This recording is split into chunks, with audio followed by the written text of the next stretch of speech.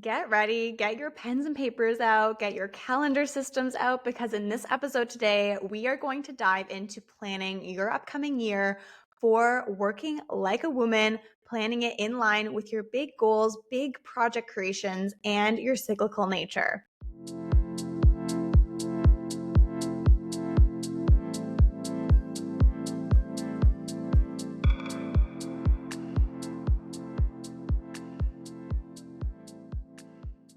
Welcome back to the Essence Show and podcast. I am so happy that you clicked play on this episode, and I am so excited to dive into this topic. This just gets me so freaking hyped. I am your host, Olivia Heine. If you're new here, welcome. I am an NLP and sacred success coach, and I'm here to help you revolutionize the way that you do success so that you can start working like a woman to create more time, energy, freedom, and ease in your life, and most importantly, sacred success. This is success that is sustainable, it's holistic, and it's in line with your own cyclical nature, which makes the results that flow to you really effortless. It allows you to be in flow with life, in flow with your body, and in flow with the creations that you are here to create. So today we're going to talk a lot about these creations. We're going to talk about how you're going to be planning your upcoming year. And I want to say right now, this is way bigger than just quarterly planning. This is much more than just looking at your womb cycle for the month. Like, I am going deep. I am pulling back the curtain. I'm showing you what I do with my one-on-one clients, because ultimately this is the work. I'm teaching you how to work, how to plan, how to create in alignment with your cyclical nature like a woman. And that's what we're going into today. Before we go into all of that goodness, though, make sure you hit that subscribe button or that follow button wherever you're listening to the podcast. And as we go through this episode, take some notes. And once you have listened to this episode, I would absolutely love for you to leave a rating and review or a comment below in the comment section, letting me know what your biggest takeaway was, letting me know if you have any questions I can answer for you, and also letting me know how you're planning for your upcoming year after listening to this. What shifted for you? What are you now doing differently? Or what is it that you're currently working towards? I want to know. Make sure you like, share, pass it on, do all the things. This is so helpful to us and this little podcast. I'm loving the growth that we're experiencing right now. And it really comes down to thanking you for passing along and sharing this wisdom. And ultimately, also, this is so much bigger than just a podcast. This is a collective movement to change and revolutionize the way that we are taught to work and really infuse this collectively into our society. And that is just bigger than me. I am one person. I am not able to do all of that. And it comes down to us coming together as women in order to share and extend this wisdom onward. So without further ado, let's dive into today's episode. And I'm going to start by just breaking down some overall flows that you can be focusing on. And I love to just break this down into the different kinds of energies that you're going to be working with, whether that be your own body's energy, your energy of the projects that you're creating, because those have energies within them, or the energy of the seasons that we're currently in, or that maybe you're currently in. So these are just really good guidelines and frameworks to kind of benchmark where you're at, what you need, and give you that overall audit of, okay, what am I focusing on here when I look at my upcoming year? So the first seasonal energy is literally the seasons of our seasons of nature. So this is the external energy around us. And right now, as I record this episode and as it's released, we are heading into the season of winter. And so really just noting for yourself, okay, this is a time for me to reflect. This is a time, the season of winter, to slow down, to hibernate, to rest more, and really notice if you're feeling this drive, especially with like that January 1st resolution energy. I'm personally not the biggest fan of that because it doesn't align with our seasonal nature. We're in winter season, January 1st. We're not meant to be hitting the ground running. That's not the supportive energy of the season. And so if you are following this seasonal energy, noting, okay, it's a winter phase right now. I can pause right now. I can create more time and more space. And that's really important when we also look at planning the upcoming year, is we want to create that space. We don't want to just close off the previous year just to jump straight into the next year. And although logically on a time level, we do that, right? We go from December 31st into January 1st, but really giving yourself a season or a phase of space in between.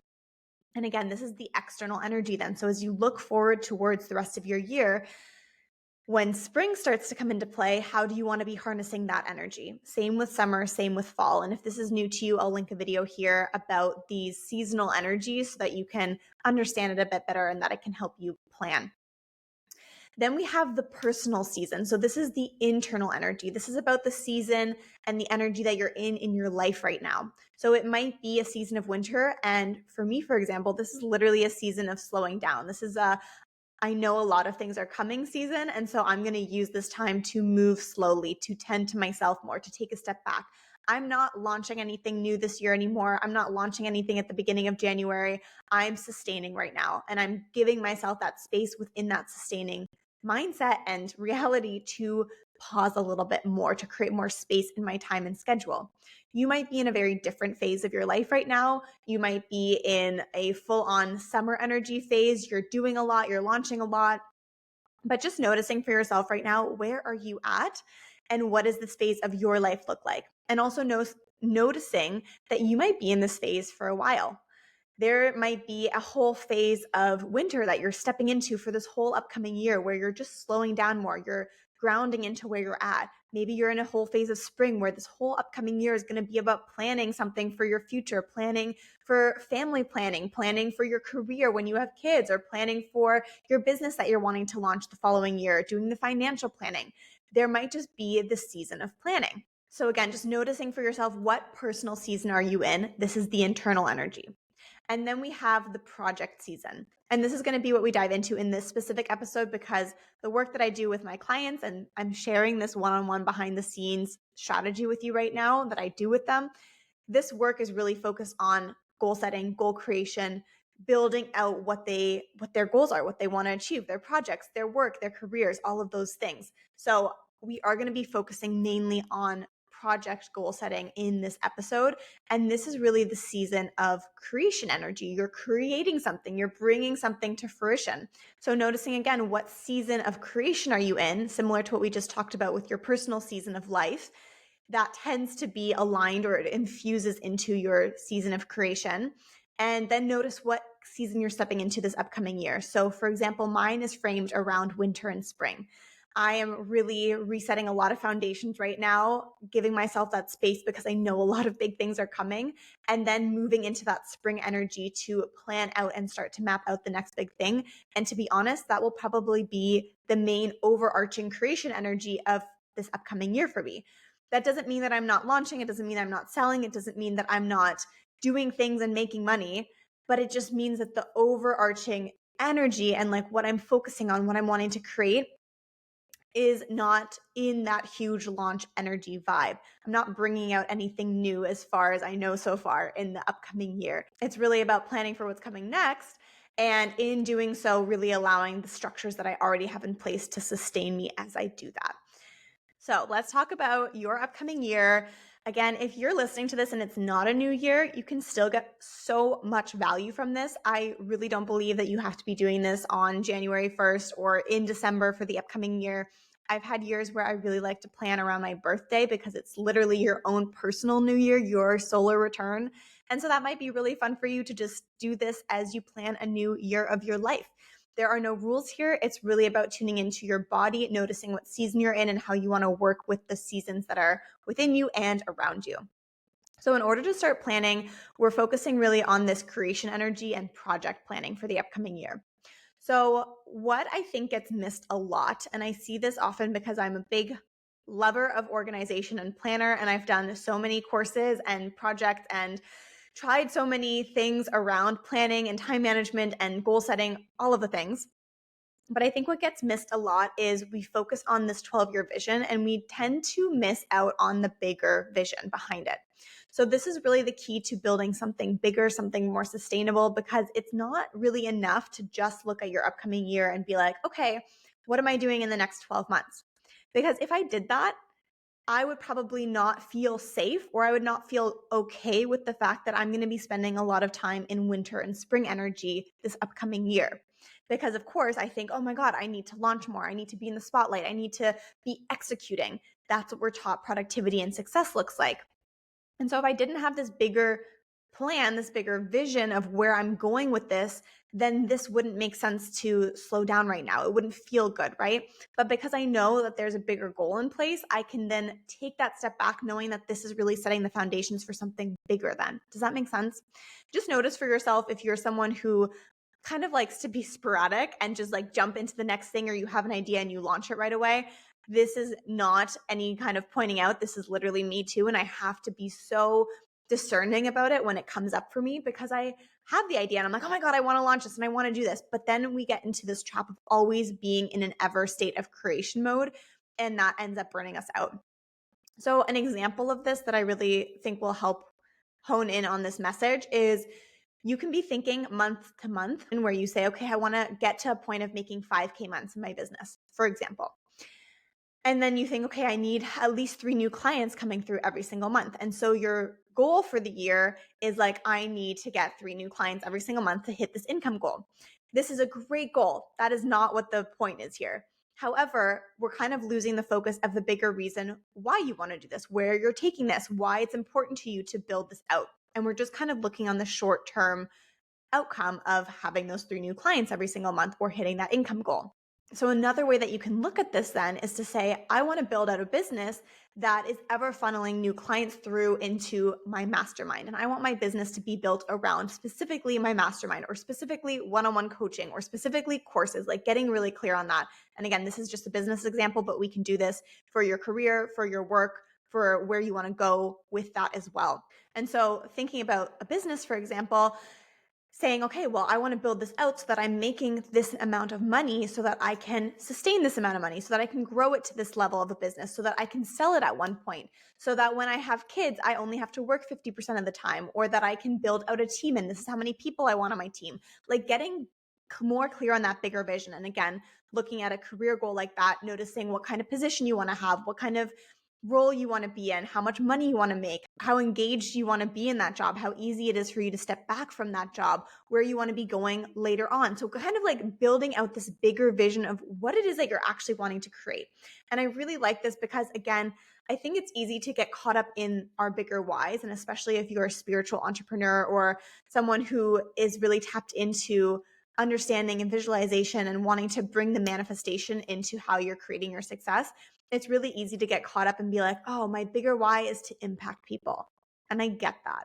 I am fucking here for that bigger why. Like, I feel like we are collectively here on a mission, and like, yeah, I want to fucking impact people, right? I want to work with people. I want to change their lives. Like, that is my mission. That's my bigger why. But I also have a bigger why for myself, and that is to build out this business so that I can have a family, so that I can have the financial freedom, so that I can have the time and space in my schedule, so that of course I can do work that fuels me, but that it also gives me the life that I want. And so this is where I think it's really important to get clear on even like a 3 to 5 to 10-year vision here. And I personally like a 5-year vision because that feels really good to me. A lot is going to change in my life in 5 years. But getting clear on what that bigger goal is before you start honing in on the 12-month goal. Does that make sense? So once you have that bigger 5-year plan, and it doesn't need to be set in stone, it doesn't need to be super clear. Like I said, it could be as simple as like, this is where I want to take my business, or this is where I want to be in my career, so that it gives me this in my life, so that I can work 50% of the time, so that I can have kids, so that I can travel more, so that I can buy a house. Get clear on the bigger picture, because this is going to be what allows you to have that bigger picture and organize the way that you're approaching it, where not everything needs to happen right now. And then you also don't get to this point of feeling really disappointed at the end of 2024, for example, or 2025, thinking, well, I didn't hit the 5K months consistently. And it's like, okay, but it's not even about the 5K months specifically. That's just like a marker on the way there. It's about this bigger vision. Okay. So then once we've gotten clear on that, I want you to look at the upcoming 12 months and really hone in on the ebbs and the flows. And I love this because when we tend to goal set, we're really good at looking at the flows, right? It's like, where am I going to be achieving? Where am I going to be productive? When am I going to be launching? When am I going to be doing? And it's like, I really want you to bring your focus back to the ebbs as well as the flows, the times when you are going to be flowing in a rhythm of rest, where you're going to be slowing down more, where you're going to be taking vacation, where you're going to be creating a rhythm where you're really supporting your body, giving yourself the nurturing that you need. And then, of course, the flows, what you're creating, when you're launching, what your intentions and bigger goals for the years are, what your marker is for the upcoming year. So there's kind of two pieces here. You're going to pull up your 2024 calendar or whatever year it is right now, and you're going to mark where the flows are and where the ebbs are. And again, this is going to change. I want you to be like really clear that this is not going to be consistent. This is not going to be the end all be all plan for the upcoming year, but just starting to know, okay, I'm taking vacation here. I'm taking days off here. I'm nurturing myself here. So a great way to do this for the ebbs specifically for this rhythm of rest is looking at it monthly, month by month. How are you making time for yourself? And this can be one day every single month where you like block it off and it's like your own personal day. Put it in your calendar. Maybe it's once a week. You want to just have like that little reset moment on a Sunday or even on a Friday afternoon before you go into the weekend of fun. Reset moment for yourself. But just starting to get clear, like, where are you slowing down? And you can start to work together with your womb cycle or the moon cycle as well to do this. And I'll talk about that in a moment. Then we have the flows. And again, this is pretty straightforward. This is what you're launching. This is what you're creating. This is what you're doing. Put those plans in your calendar for the upcoming year and put the work projects in your calendar. Put the places that you'll need more energy. And again, this is where working together with your womb is going to support you in actually executing on this plan. As we look at this ratio of ebbs and flows, this is a really good time to create some space, do a little meditation, do a journaling exercise on what your ratio of ebb versus flow looks like this upcoming year specifically.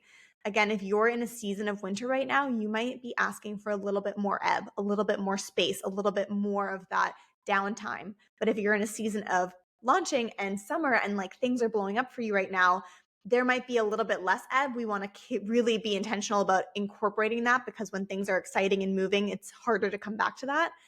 But you might say, okay, I don't need quite so much right now because I'm really just drawn and in this flow of momentum. Like I don't need to push so hard. Things are just happening and I get to enjoy it. So noticing for yourself what that ratio for this upcoming year specifically is going to look like for you so that you can hold that intention with you every single month as you show up, every single week as you show up. Okay, this is where I'm at. This is what I need. And you've already created space ahead of time to do that. I want to wrap us off with some working like a woman yearly planning tips so that you can feel really solidified in how you're actually executing on this plan. Because right now we did the big overview stuff. We're looking at like, what is that long-term vision? Why is it that you want this? What season are you in? And then how are you planning out your upcoming year in relationship to the seasons that you're in and what you're wanting to create, right? Big picture vision stuff, really important. But then how do you execute it on a day-to-day basis? The first thing is to work like a woman means planning your life and your work around your monthly cycle. If you don't have a cycle anymore or at all, you can follow the moon. If you do, I highly recommend you follow your womb. However, I will note it has to be a natural cycle for this to work properly, which means no hormonal birth control or anything of that sort. And this is how you're going to be planning for your upcoming month. This is how you're going to be executing on your daily tasks. This is how you're going to be managing your energy, your productivity, your time. All of those actionable things comes down to this foundation. You can look up the upcoming year and plan your vacation and time off around your cycle, which I highly recommend. You can plan your productivity around the phases that you're going to be in or around the seasons that you're going to be in. And then finally, it's really important to follow your intuition here. The intuitive guidance is going to be kind of like your GPS voice. We have the map, we have the destination input, we know where we're going. And now it's like, we just need to listen to the lady in the GPS to tell us what direction to go, when, and where. And that is what your intuition is. This is the intuitive guidance. And this is allowing yourself to be in the unfolding of the plan. You are not meant to know everything. You have a plan here. And this is where I see all my high achieving women get a little bit ahead of themselves. And I personally understand that because you want to know. You made a plan. You want it to happen exactly this way now. I get it. But we want to loosen that grip of control. We want to let go and understand that a plan like this and a system and a framework like this is here to guide us, not to confine us. And if we actually gripped harder or tried to cohere this into place and make it happen exactly the way that we want it to, we're actually going to start blocking the exact success that we want. We're actually not going to be in flow anymore. And it's going to create a lot of these hustle symptoms in our lives. So that is your framework for planning your upcoming year like a woman. Let me know again in the comments how you're going to be planning for your upcoming year, what your big vision is, what your next 12-month vision is. And if you want to set the foundations, if you're ready to actually work like a woman, my signature Sacred Success course, Rest for Success, is going to give you all of the foundations that you need to actually set that up. We go into seasonal living. We go into cycle syncing with your cycle syncing with the moon, understanding your burnout zones, understanding how to create that rhythm of rest, how to move through the ebbs and flows and make it feel safe, not feel like you need to grip and control more. So this is going to be such a beautiful gift to give yourself. Again, maybe you're listening to this right now and it's the holiday season and you want to give yourself this gift of setting these foundations as a personal little holiday gift. And if not, give it to yourself anyways. There doesn't need to be a reason to give yourself a gift, obviously, but this is going to be the foundation that you need to put in place to allow yourself to be in this place of living and working and planning like a woman. I also have one-on-one coaching spots opening up in the new year. There's a few for my mini coaching, Heal Your Hustle, which is a one-off experience to dive deep into what is currently blocking your success.